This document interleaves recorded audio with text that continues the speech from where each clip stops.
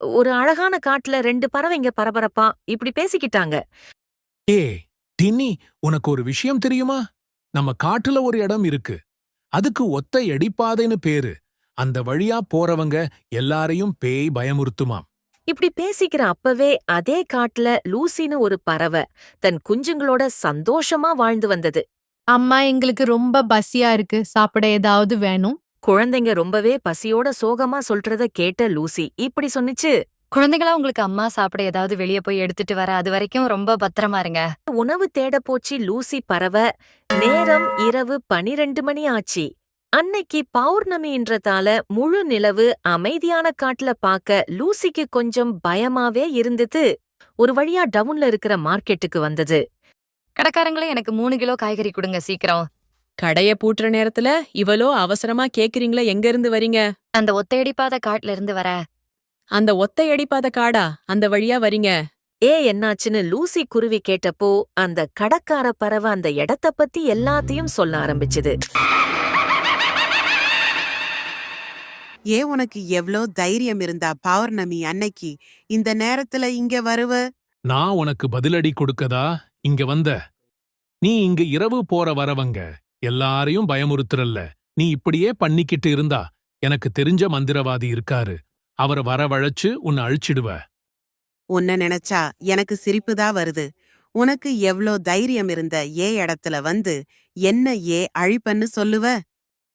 கோவமான அந்த பேய் அவ மேல அதோட முழு சக்தியையும் பயன்படுத்தி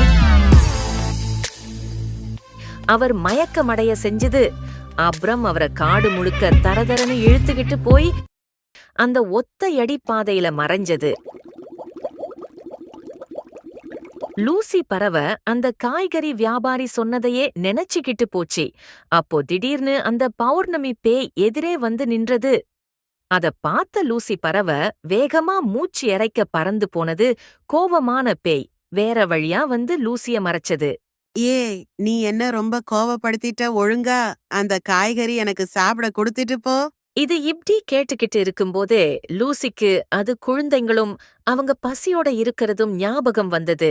அப்போ லூசி சாமர்த்தியமா யோசிச்சு ஏற்கனவே காய்கறி கடையிலிருந்து எடுத்து அழுகுன காய்கறி கூடையில தூவி விட்டது. இது அழுகுன காய்கறி. எங்க வீட்டுக்கு எனக்கு பிடிக்காத விருந்தாடிங்க வந்திருக்காங்க. அவங்க சீக்கிரம் கிளம்புறதுக்கு தான் இந்த அழுகுன காய்கறி சமைக்கலான்னு போற. நம்பாத அந்த பேய் அந்த காய்கறி கூடைய தனது கைக்கு வர வச்சு சாப்பிட்டு பார்த்தது. அந்த பேய் அழுகுன காய்கறி எல்லாத்தையும் சீக்கிரமாவே தின்னு தீர்த்தது. எல்லாத்தையும் சாப்பிட்டு முடிச்சு காய்கறி கூடைய திருப்பி தந்து இப்படி சொன்னிச்சு. சேத்து நல்லாவே இல்ல. அழுகுன காய்கறிய எடுத்துக்கிட்டு சீக்கிரம் கிளம்பு. எப்படியோ தப்பிச்சோண்டா சாமின்னு லூசி பறவை பறந்து சென்றது. தான் ஏமாந்தது கூட தெரியாத அந்த பேய் அழுகுன காய்கறிய சாப்பிட்டு சிரிச்சுக்கிட்டே போனது. திரும்ப இந்த பக்கம் அழுகுன காய்கறிலாம் எடுத்துக்கிட்டு வந்துடாத. ஒரு வழியா வீட்டுக்கு வந்த லூசி பறவை அங்க நடந்து எதுவும் குழந்தைங்க கிட்ட சொல்லாம அதுங்க கூட சாப்பிட்டுட்டு சந்தோஷமா இருந்தாங்க.